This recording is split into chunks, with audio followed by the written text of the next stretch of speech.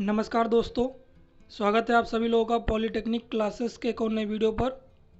दोस्तों, आज के वीडियो में हम लोग पॉलीटेक्निक एंट्रेंस एग्ज़ाम के लिए फिजिक्स का एक नया चैप्टर स्टार्ट कर रहे हैं जिसका नाम है ऊष्मा संचरण यानी कि ट्रांसमिशन ऑफ हीट। दोस्तों, आज के वीडियो में हम लोग भौतिक विज्ञान के इस नए चैप्टर को देखेंगे, इसके बारे में जानेंगे, साथ में ही इस चैप्टर से जितने भी महत्वपूर्ण क्वेश्चन हैं उनको भी इसी वीडियो में क्लियर करेंगे। यानी कि आज के इस वीडियो में हम लोग ऊष्मा संचरण चैप्टर को पूरी तरीके से पढ़ लेंगे। वीडियो थोड़ी सी लंबी हो जाएगी तो वीडियो के साथ अंत तक बने रहिएगा। और दोस्तों, आप सभी लोगों से निवेदन है कि चैनल पर पहली बार विजिट कर रहे हो तो प्लीज़ सब्सक्राइब करके बेल आइकन को प्रेस कर लो, ताकि जब भी हम कोई नई वीडियो लेके आएँ आप लोगों के एंट्रेंस एग्ज़ाम से रिलेटेड कोई भी एजुकेशनल वीडियो लेके आए तो आप लोगों को नोटिफिकेशन मिल जाए। तो चलिए आज के इस वीडियो को स्टार्ट करते हैं। तो हमारे चैप्टर का नाम है ऊष्मा संचरण। तो इसमें दोस्तों बहुत सारी चीज़ें हैं, लेकिन जो चीज़ें महत्वपूर्ण हैं, जो चीज़ें इम्पोर्टेंट हैं, उनको जानना आप सभी लोगों के लिए बहुत ही ज़रूरी है। तो जो चीज़ें इम्पोर्टेंट हैं हम लोग उसी पर डिस्कस करेंगे। देखिए दोस्तों, सबसे पहली चीज़ जो इसमें महत्वपूर्ण है वो ये है कि हमें जानना ऊष्मा विकिरण की दर क्या होती है, क्योंकि जो क्वेश्चन बनते हैं आप लोगों के एग्ज़ाम में वो इस टॉपिक से बनते हैं। तो विकिरण की दर निम्न कारकों पर निर्भर करती है। कौन कौन सी दोस्तों? पृष्ठ की प्रकृति पर, और दूसरा क्षेत्रफल पर निर्भरता, और तीसरा ताप पर। यानी कि तीन चीज़ें हैं, इन तीन चीज़ों के बारे में जानना है और इससे फॉर्मूले जो निकलेंगे उनको जानना है। तो पहला क्या है कि पृष्ठ की प्रकृति पर, यानी कि ऊष्मा की जो विकिरण है, जो विकिरण की दर है वो पृष्ठ की प्रकृति पर निर्भर करती है। काले तथा खुरदुरे पृष्ठ से ऊष्मीय विकिरण की दर समान ताप व समान क्षेत्रफल वाले श्वेत व चमकदार पृष्ठ की तुलना से अधिक होती है। यानी कि दोस्तों यहाँ से आप लोगों के लिए क्वेश्चन बन जाएगा इस लाइन को पढ़ने के बाद, यानी कि जो पृष्ठ की प्रकृति पर है जो निर्भरता है उसको देखने के बाद हमें क्वेश्चन बनेगा जो भी एग्जाम में वो यहीं से बनेगा कि काले तथा खुरदुरे पृष्ठ से ऊष्मीय विकिरण की दर समान ताप व समान क्षेत्रफल वाले श्वेत व चमकदार पृष्ठ की तुलना से अधिक होती है। यानी कि काले और खुरदुरे पृष्ठ की जो ऊष्मीय विकिरण की दर होती है वो अधिक होती है किससे? श्वेत व चमकदार पृष्ठ से।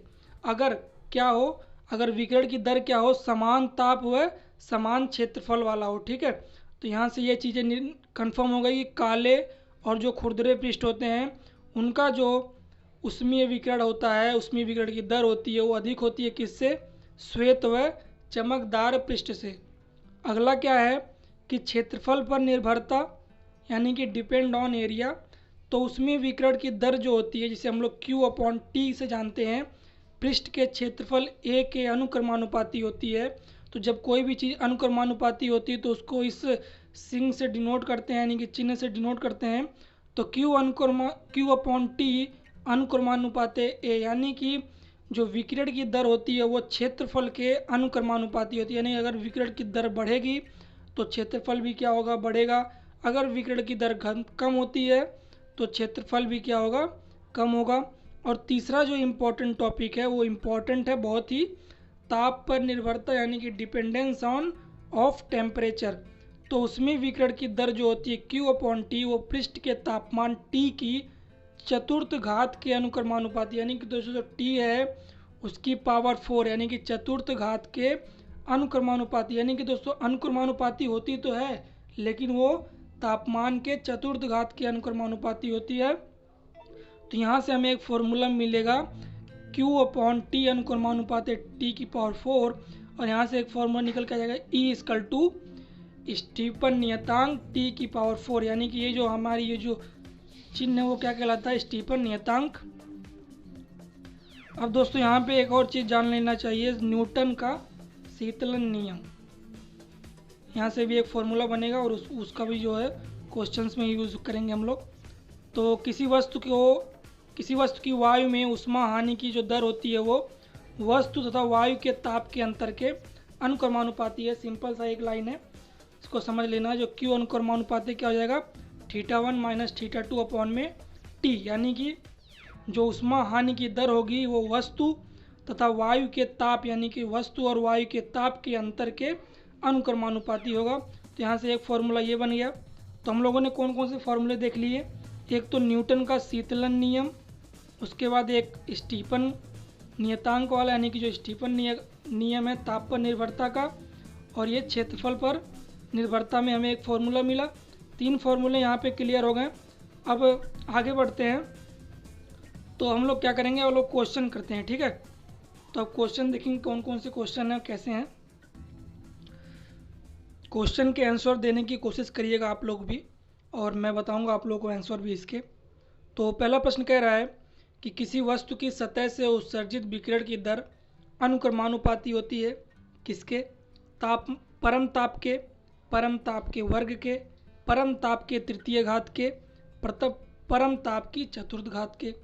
तो अभी मैंने आप लोगों को क्वेश्चन जो ऊपर कराया था, मैं हमेशा यही कहता हूँ कि जब भी एग्ज़ाम में क्वेश्चन आते हैं तो जो चैप्टर हम लोग पढ़ते हैं सबसे पहले उसके बारे में जान लेते हैं, क्योंकि वहीं से क्वेश्चन बनता है। आप लोग देख सकते हैं, बिना देखे आप लोग चतुर्थ घात के अनुक्रमानुपाती टिक लगा देंगे और यहाँ पे ऑप्शन नंबर डी भी से हो जाएगा। तो इस तरीके से दोस्तों वीडियो को पूरा देखेंगे तो सब चीज़ आप लोगों का क्लियर होता हुआ चलेगा। और दूसरा क्वेश्चन कह रहा है कि किसी वस्तु के पृष्ठ की अवशोषकता 0.8 है, यदि विकिरण द्वारा पृष्ठ पर 5 जूल ऊष्मीय ऊर्जा आपतित हो तो वस्तु की ऊर्जा में कितनी वृद्धि हो जाएगी। तो ये एक न्यूमेरिकल है और यहाँ पे एक फॉर्मूले का यूज़ होगा। ऑप्शन दिए गए 5 जूल, 4 जूल, 0.04 जूल और 0.4 जूल। तो देखिए दोस्तों, हमें एक फॉर्मूला याद रखना है, क्या, अवशोषकता अपॉन अवशोषित विकिरण अपॉन कुल आपतित विकिरण, ठीक है। तो यहाँ पे अवशोषकता दे रखी है, फिर उसके बाद विकिरण द्वारा पृष्ठ पर 5 जूल ऊष्मीय ऊर्जा आपतित होती है, यानी कि कुल आपतित विकिरण कितनी हो गई 5 जूल, फिर उस वस्तु की ऊर्जा में कितनी वृद्धि हो जाएगी। तो इसमें पूछ रहा है कि कितनी वृद्धि हो जाएगी। तो इस तरीके से इस फॉर्मूले का यूज़ करेंगे हम लोग, अवशोषकता इक्वल टू अवशोषित विकिरण अपॉन कुल आपतित विकिरण। तो अवशोषकता 0.8 दे रखा है, अवशोषित विकिरण हमें नहीं पता है, तो ये ऊपर अब नीचे 5 जूल जो है कुल आपतित विकिरण। तो अब ऊर्जा में वृद्धि कैसे निकलेगी, जो भी अवशोषित विकिरण होगी वही ऊर्जा में वृद्धि होगी। तो 0.8 × 5 इक्वल टू, जब इसको मल्टीप्लाई करेंगे तो 4.0 हो जाएगा, यानी कि 4 जूल। क्वेश्चन नंबर 2 का जो सही ऑप्शन हो जाएगा कि जो ऊर्जा में कितनी वृद्धि होगी वो 4 जूल होगी, यानी कि ऑप्शन नंबर बी यहाँ पे सही हो जाएगा। चलिए अब नेक्स्ट क्वेश्चन को देखते हैं। प्रीवियस ईयर में पूछा गया क्वेश्चन है, महत्वपूर्ण है, ऐसे ही क्वेश्चन एग्जाम में बनते हैं। क्या कह रहा है कि दोपहर के समय सूर्य से आने वाली किरणों में अधिक गर्मी होती है, क्योंकि, यानी कि पूछ रहा है कि जो दोपहर में सूर्य से किरणें निकलती हैं उनमें अधिक गर्मी होती है, क्यों। ऑप्शन दिए गए हैं, सूर्य कुछ बड़ा हो जाता है, किरणों को वायुमंडल में कम दूरी तय करनी पड़ती है जिससे ऊष्मा का अवशोषण कम होता है, सूर्य चमकदार होता है, किरणें तेज़ी से आती हैं। तो इसका जो सही ऑप्शन हो जाएगा वो हो जाएगा कि किरणों को वायुमंडल से कम दूरी तय करनी पड़ती है जिससे जो होता है ऊष्मा का अवशोषण कम होता है, इसीलिए जो हमें किरणें होती हैं वो अधिक गर्म दिखाई महसूस पड़ती हैं ना। तो क्वेश्चन नंबर 3 का ऑप्शन नंबर बी यहाँ पे सही हो जाएगा। चलिए नेक्स्ट क्वेश्चन देख लेते हैं। क्या कह रहा है कि पूर्णतः कृष्ण पिंड की अवशोषकता होती है। तो कृष्ण पिंड यानी कि दोस्तों एकदम काला पिंड, तो पूर्णतः काले पिंड की अवशोषकता कितनी होती है, 1, 2 -1, 5। इसको ध्यान में रखिएगा दोस्तों, इसका जो सही ऑप्शन बनेगा वो बनेगा 1, यानी कि जो पूर्णतः, यानी कि यहाँ ये चीज़ ध्यान रखिएगा, जो पूर्णतः कहेगा, अगर पूर्णतः कह रहा है तो पूर्णतः कृष्ण पिंड की अवशोषकता कितनी हो जाएगी, 1। इसको ध्यान रखिएगा, बहुत ही महत्वपूर्ण प्रश्न है। ऐसे ही क्वेश्चन एग्जाम में बनते हैं, छोटे होते हैं लेकिन बच्चों को उसके बारे में पता नहीं होता और वो गलत करके आ जाते हैं।